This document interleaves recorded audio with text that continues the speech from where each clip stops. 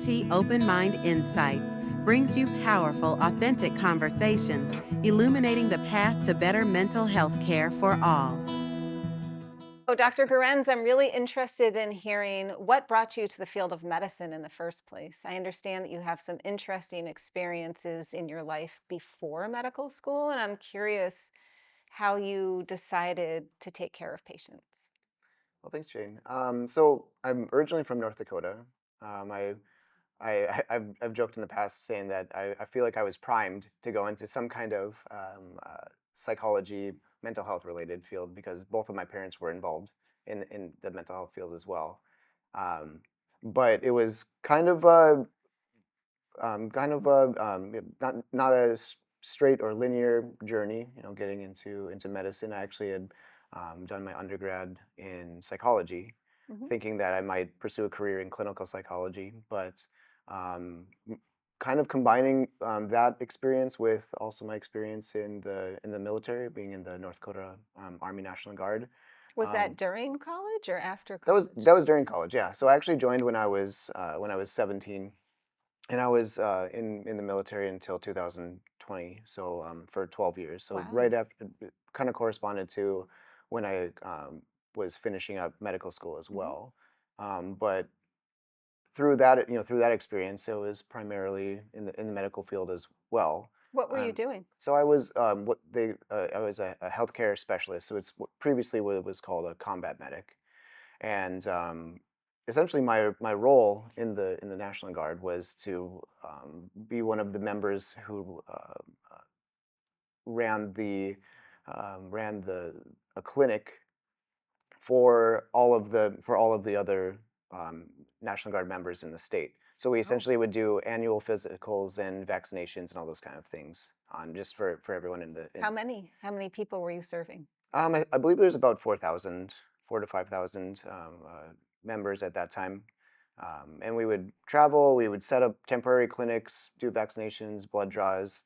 We had physicians, optometrists, nurses, and we would do kind of a 1 day clinic shop for everyone. Sounds like really patient-centric, actually, bringing the healthcare to where they are. Absolutely. It was much easier to bring 20, 30 of us to one of the towns in North Dakota Mhm. rather than busing hundreds of people for us to see in like one weekend.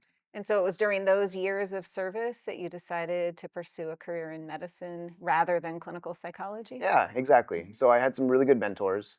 That's one thing that throughout my life I've been really fortunate to have. I've had really good mentors that have pushed me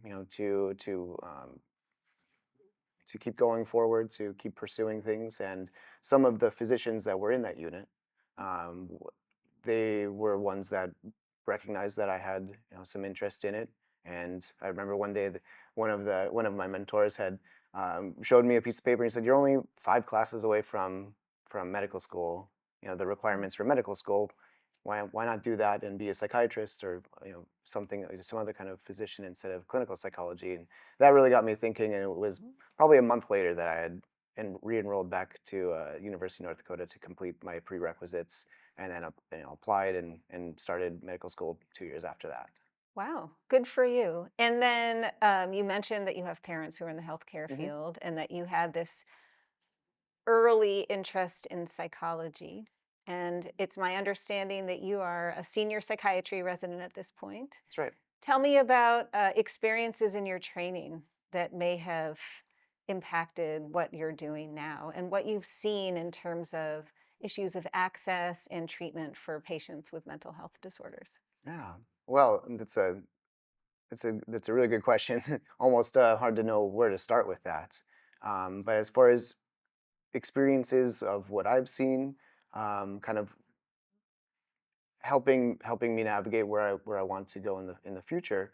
I've absolutely seen a wide array of mental health concerns, especially with my training at UCI's psychiatry residency. It's been a combination of emergency departments, um, psychiatry, evaluations and treatment, which also includes consult liaison. So working with those who are currently admitted into onto one of the medical floors, seeing them for psychiatry evaluations, inpatient psychiatry, primarily adult, but also have a few rotations with adolescents. And then in the last 2 years of the training, fully outpatient clinic psychiatry in the UCI setting, as well as at the county clinic and at the student health services at the UC Irvine University, the actual university campus, their student health services. So very wide variety. Primarily, I guess one of the things that stands out to me is the amount of substance use that I had seen specifically in the emergency department and inpatient settings, but also in the outpatient settings a fair amount as well. Um, And how do you see patients suffering with their substance use disorder? in many ways, mental and physical health, as well as social, social impairments or difficulties as well because of their substance use. Um, Pretty much I would confidently say that on a daily basis, it is one of the primary disorders or topics of focuses in psychiatry that I see very commonly. And I know I have my own opinions on how the system cares for or offers care. How easy is it for you to find high quality treatment centers for your patients who seek rehab for their substance use disorder? It's difficult. It really is. That is it's something that is difficult, I think, on both the patient and the provider side. I would love to be able to refer and have very close follow up with some kind of substance use treatment program, but oftentimes due to insurance is one of the main issues, due to availability, even just access in general are huge barriers, even if the patient is motivated to do so. So that is one of the biggest challenges, and also one of the reasons why I felt that I needed more training in substance use disorders, so that I could more effectively be have treatment plans and everything like that, and just have more confidence with my abilities in managing things on an outpatient basis. So I think I understand that even while you were a busy psychiatry resident, you undertook the fellowship in training in addiction medicine here with the TNT programs. That's right. That's right. How did that add to your ability to take care of patients, or what did you Yeah. learn of youth? It was great. It really was. The Primarily what I noticed is that there just wasn't as much. I wasn't getting as much experience with substance use disorders specifically, even though it was something that we saw so commonly. Mhm. We did, we at UCI we do have rotations for substance use disorders, but even if it is 1 or 2 4-week periods of clinical rotations, it didn't seem like that was enough to be comfortable or confident with really the large population of people that we're seeing and the complexity of those things. So I saw that that was a mismatch, and really was fortunate that our own program here at UCI offers something like the PC Team Fellowship, which was perfect because I actually didn't intend and don't intend on pursuing a full psychiatry, or excuse me, addiction psychiatry fellowship, um, but I did very much want more experience, even in general adult psychiatry, in being able to use evidence-based treatments and skills for the treatment of substance use disorders. Now, I frequently think of our Train New Trainers fellowships as targeting individuals who are practicing in primary care. Mhm. And I hear you saying, actually, I didn't want to do a full extra year of addiction fellowship. I did want to learn some skills to interact with patients that I might see in any setting in my psychiatric practice. Mhm. Are there particular skills that you learned? I'm wondering about some of the harm reduction, some of the motivational interviewing, some of the Yeah. language. Can you talk to any of that? Yeah, absolutely. That was so definitely one of or there was a lot of highlights with the program, but one of them was learning things like motivational interviewing, how to discuss the topic of substance use, and how to just be more effective with what I'm actually saying, so that it was and also just confidence in screening for it, and then having comfortability in coming up with a plan as well. But overall, even with the I would say that with the lectures and the supervision, all of that together, um, I think the motivational interviewing and just the overall comfortability with the topic in general was somewhat the most helpful. But then also just knowing really up to date evidence based Mhm. treatment plans. I have found in my decades now as a medical educator that if we're not comfortable that we can actually deal with the answer, we might be more likely to lead the patient. You're not Mm, having trouble with alcohol, are you? You're not having suicidal thoughts, are you? And if we really want to find out what's going on with the patient, there are more open ended ways to ask those questions. right. And I was just listening to Dr. McCarran explain, if you really want to know if somebody's having a problem with alcohol, you don't maybe have to go through the cage. You could maybe just say, "Do you think you're having a problem with alcohol?" What do you find about any ways that your patients engage with you now that you're using some of the skills that you've Mm. been working to develop?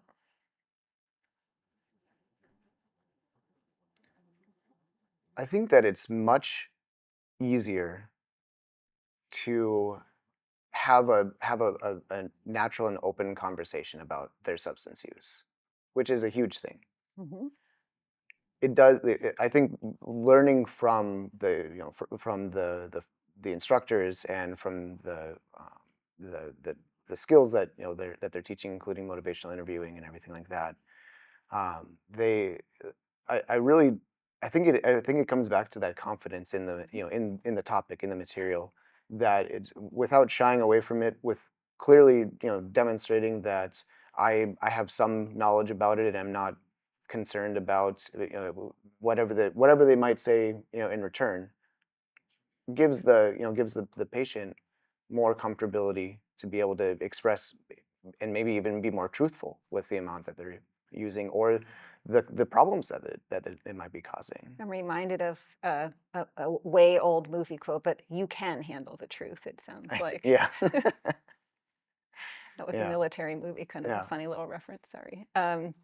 Yeah, I do think if the patients feel like we're open and curious and actually can deal with whatever they tell us, they Hmm. might be more likely to give us the full answer. Absolutely. Mhm. Yeah.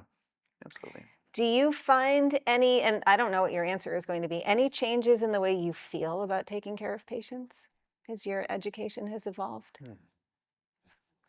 Specifically with just in general, or with Because you're related to talking about sort substance of use their disorders? comfortability answering your questions. Do you, sometimes people tell us they dread interacting with certain Oh, I see. patients with certain disorders Yeah. or patients in certain circumstances. There can be some moral distress that we experience in the ER psychiatry setting Hmm. where there is no place for the patient to go and they're not safe to go home. Right. Do you find any internal shift in your own approach or your own feelings? Absolutely feel much more confident, Mhm. much more comfortable with specifically the substance use disorder treatment.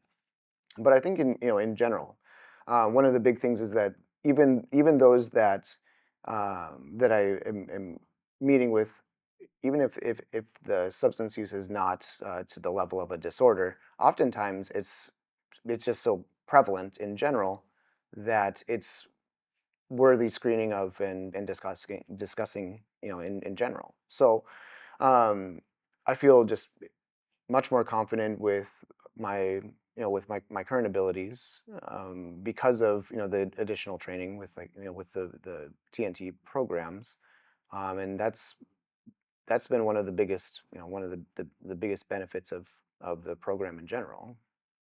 Now, I understand that you are embarking on next steps in your career planning. Um, and I'm curious, as you are sort of at the early phases of your physician career, thinking about what do you hope to accomplish? How do you want your practice to look? I'm here in my 22nd year on faculty, thinking about what I've done. When you're 20 years from now, what are you hoping to be able to reflect on, or what are you envisioning for your path forward? Yeah. Well, my next steps are to pursue integrative and functional medicine as a supplemental or ultimately to become board certified in that as Mhm. well. There are other programs specifically in integrative psychiatry as it is a growing there's growing interest in using um, other aspects of whole person centered treatment for the treatment of mental health disorders versus just more of the traditional Western approaches.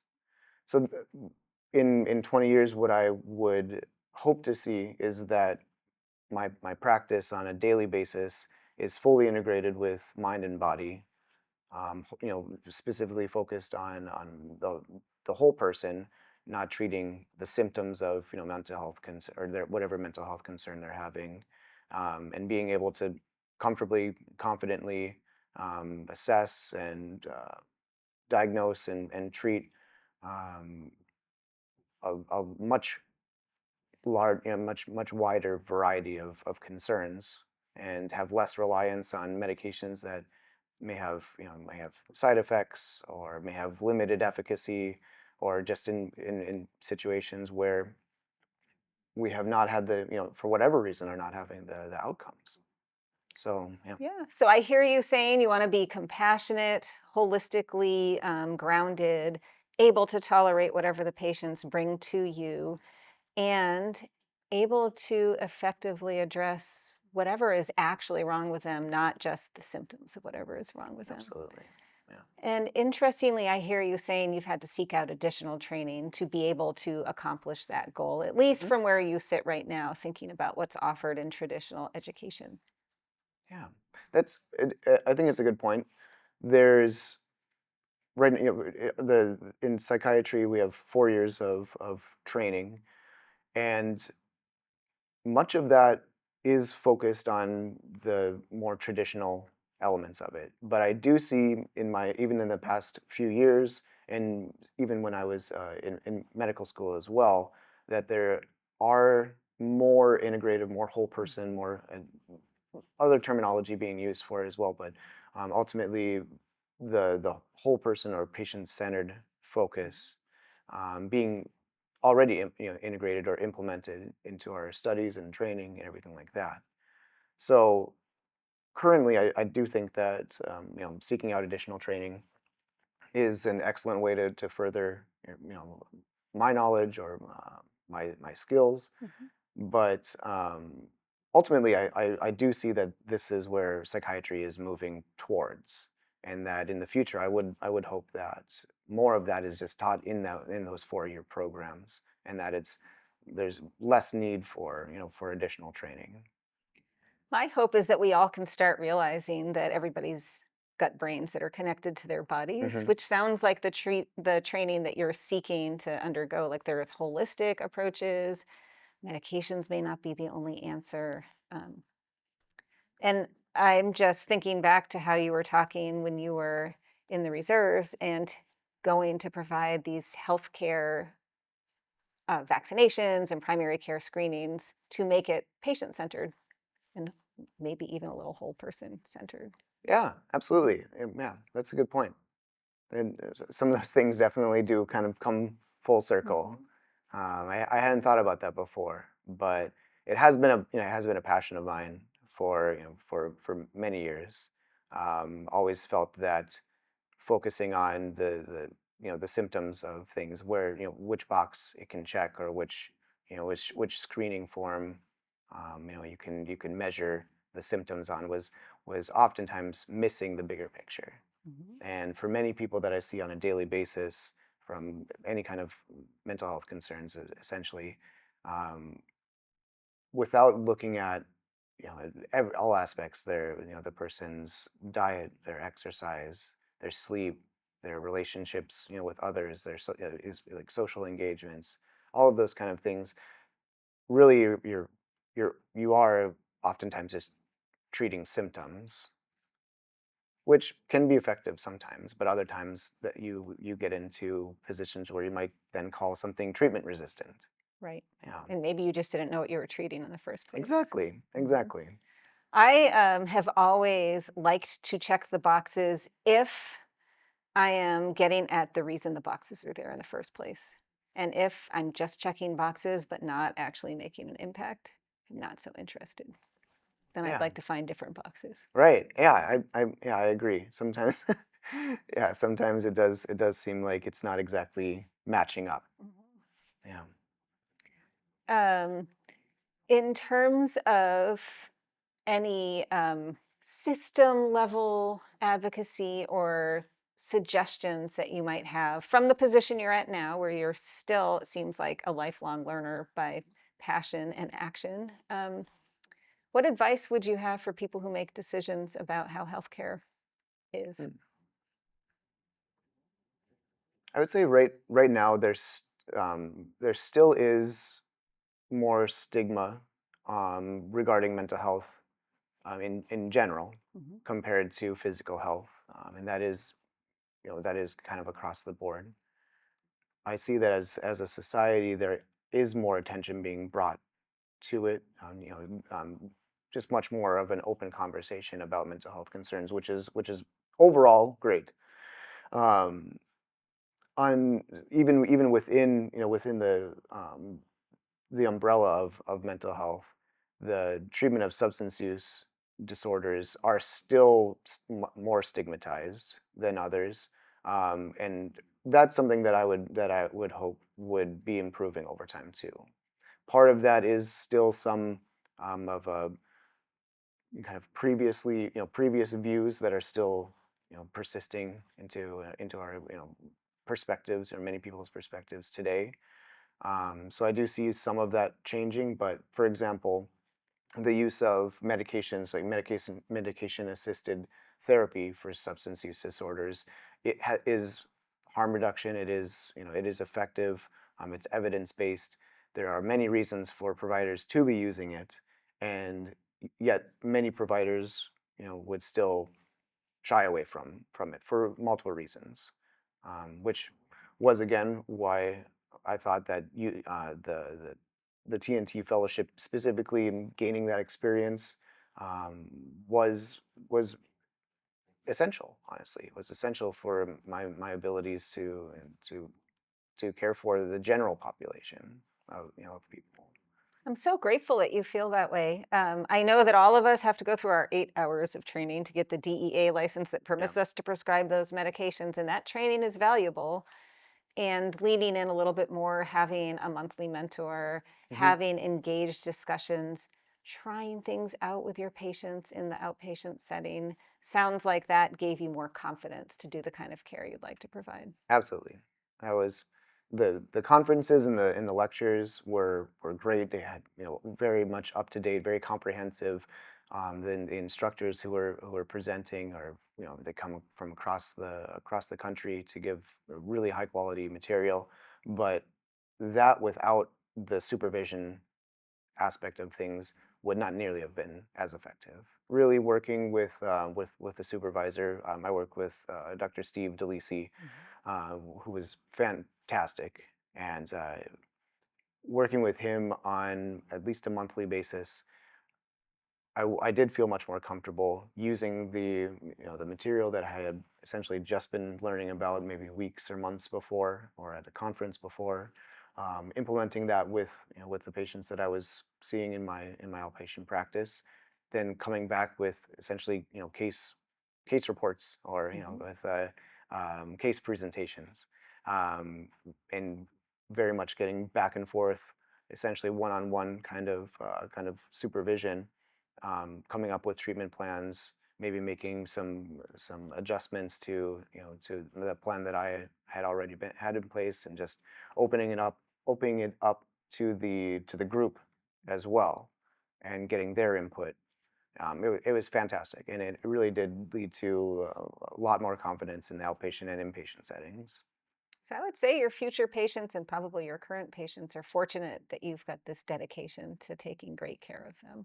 I think that it has absolutely changed things enough even within the first year, where I was able to um, have more confidence, have more options Mhm. for them. And I did have a few patients in mind that that absolutely did benefit because of something that I had learned or something that I had done because I had done that training.